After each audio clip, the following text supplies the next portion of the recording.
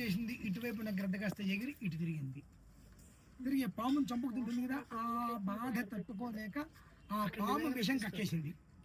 ఆ కక్కిన విషం ఈ భోజనం చేస్తున్న బ్రాహ్మణ విస్తట్లో పడి ఆయనకి తెలియదు, ఆయన తినేశాడు, ఆయన చనిపోయాడు. బ్రహ్మహత్య మహాదోషం చుట్టుకుంది. అన్నం పెట్టి రావిడికి చుట్టుకుందా, లేదంటే గ్రద్దకి చుట్టుకుందా, విషం వదిలేందుకు పాముకు చుట్టుకుందా, బాణం కొట్టేందుకు బోయవాడికి చుట్టుకుందా, ఎవరికి చుట్టుకుందా పాపం?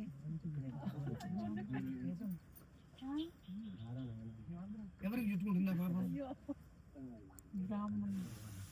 మనకే చుట్టుకుంటుంది. అంటే ఇవి ధర్మ సంకటాలు.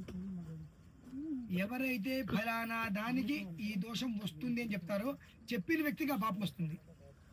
ఈ నలుగురికి రాదు. ధర్మం అంటే అదేనండి, ఈ నలుగురికి పాపం రాదు, అలాగే ఉండిపోతుంది. అది ఎవరికి వస్తుంది అన్నప్పుడు ఈ వ్యక్తికి వస్తుందని మనం చెప్తాం కదా, ఆ చెప్పిన వ్యక్తికి ఆ పాపం వస్తుంది. అందుకనే మంచి 4 నోట్లో నానొచ్చు, చెడు అనేటువంటిది ఇక్కడ మనం వింటే వదిలేయాలి. ఇక్కడే మనం విని అక్కడికి వెళ్తే ఇంకో 4 మాటలు చెప్తాం. ఇటువంటివన్నీ కూడా మనకు తెలియకుండా మనల్ని భూస్థాపితం చేసేటువంటి పాపాలు. అదేదండి, మళ్ళీ ఈసారి చెప్తారు వాడి మీద.